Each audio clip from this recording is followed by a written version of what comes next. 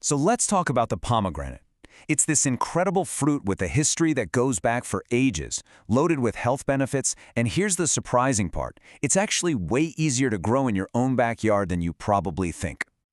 You know, way before we were calling it a superfruit, the pomegranate was literally the stuff of legend. The ancient Greeks, they thought it grew from the blood of Dionysus, the god of wine. And it's also the fruit that famously sealed Persephone's fate, right? Just a few seeds and she was tied to the underworld for part of the year, which is how they explain the seasons. So this isn't just a fruit, it's a piece of mythology you can hold in your hand. Okay, so let's fast forward from ancient myths to modern science. Today, the pomegranate is celebrated, and for good reason. It is an absolute nutritional powerhouse. We're talking packed with antioxidants, tons of fiber, and vitamin C. There's even research suggesting it can help with things like inflammation and lowering blood pressure. It's just a really powerful fruit. But of course, just a quick heads up, this isn't medical advice, so you should always chat with a healthcare professional for that kind of thing. So here's what we're going to cover. We've touched on the myth, now we're going to get into the good stuff. How to actually start your own plant, how to create the perfect environment for it, take care of it while it's growing, fix any little problems that might pop up, and then, the best part, how to harvest that amazing, juicy reward. Every amazing garden starts with one choice, right? And for pomegranates, that very first decision is all about how you want to kick things off. Are you starting from a tiny seed, or are you going to get a head start with a young plant? So let's break down these two paths. Starting from a seed is, super rewarding, but it definitely requires some patience. You're looking at 4 to 6 years before you see any fruit. And here's the kicker. That fruit might not even taste the same as the one you got the seed from. Now, a sapling, that cuts your wait time in half, and you're guaranteed to get the exact same quality of fruit. So it really just boils down to, are you feeling patient, or do you want predictability? But wait, there's actually a third option, kind of like the pro method, that gives you the best of both worlds. It's called propagating from hardwood cuttings. Basically, you take a cutting from a healthy tree in the winter, and boom, you get a new plant that's way faster than growing from seed, and, just like a sapling, it's a perfect clone, so the fruit is guaranteed to be exactly what you want.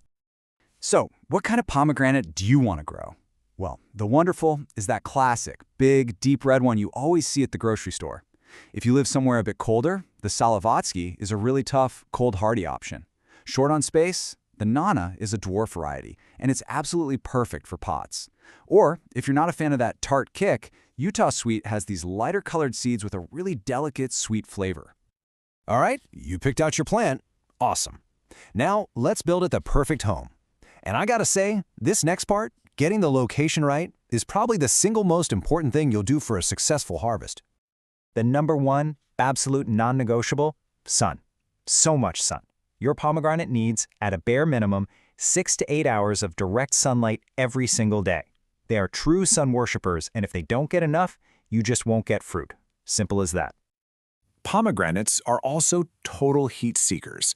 They're happiest when the temperature gets up to around 85 degrees Fahrenheit or even higher. I mean, they evolved in these really hot, dry climates, and that's exactly the kind of environment you want to mimic for the best, juiciest fruit. Okay, let's get our hands dirty and talk soil and water. The cool thing about pomegranates is they aren't picky about soil type, but they have one demand that you just can't ignore. It has to be well draining. They absolutely hate having wet feet. In fact, the most common mistake people make is overwatering, which causes root rot and makes the fruit split open. So the key is to water deeply, but not very often. Drip irrigation, by the way, is a fantastic way to nail this. The good news is, once your tree is in the ground and happy, taking care of it is surprisingly easy. These are really tough, low-maintenance plants that will reward you with tons of fruit for just a little bit of attention.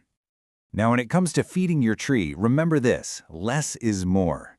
A little bit of fertilizer or just a nice layer of organic compost in the spring is pretty much all it needs. The one thing you have to avoid is high nitrogen fertilizer. All that'll do is give you a big, beautiful leafy bush with almost no fruit. And, well, the fruit is kind of the whole point. Don't have a big yard? No problem at all. Pomegranates do great in containers. You just need to pick a big pot. We're talking at least 10 to 16 inches across, and make sure it has plenty of drainage holes. That Nana dwarf variety is perfect for this. And the best part is you can just move the whole thing inside to protect it from any frost. I know pruning can sound a little intimidating, but for pomegranates, the goal is really simple. You just want to create an open, airy shape. So, in the late winter, just go in and snip off any branches that are dead, look damaged, or are crossing over each other. This lets light and air get into the center of the tree, which means a healthier plant and a way bigger harvest for you. Look, even the hardiest trees can run into a few issues. But don't worry, most common pomegranate problems have really simple fixes. So let's talk about how to play defense for your tree. Think of this as your quick little cheat sheet. If you see your fruit splitting open, it's almost always because of inconsistent watering. Seeing yellow leaves, you're probably overwatering.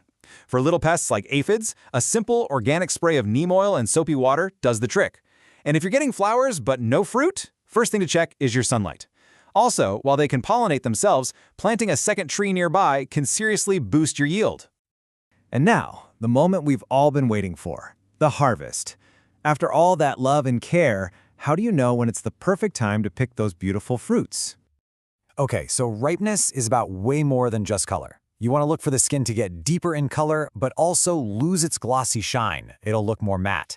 Pick it up. It should feel really heavy for its size, full of juice.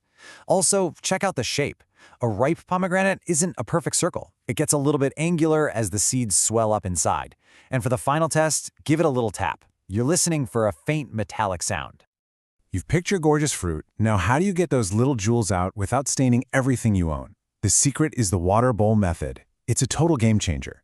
When you break the pomegranate apart underwater, the juice stays in the bowl, the delicious seeds sink right to the bottom, and all that bitter white stuff floats to the top. It is so clean and so easy.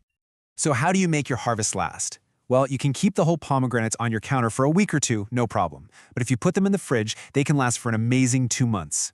Once you take the seeds out, they'll stay fresh in the fridge for about 5 to 7 days. And finally, just remember that when you plant one of these, you're not just planting for this year's harvest. You're planting for a lifetime. A happy, well-cared-for pomegranate tree can give you fruit for decades. I mean, some have been known to live and produce for over 200 years. It's like having a direct link to this fruit's ancient, amazing history right in your own garden.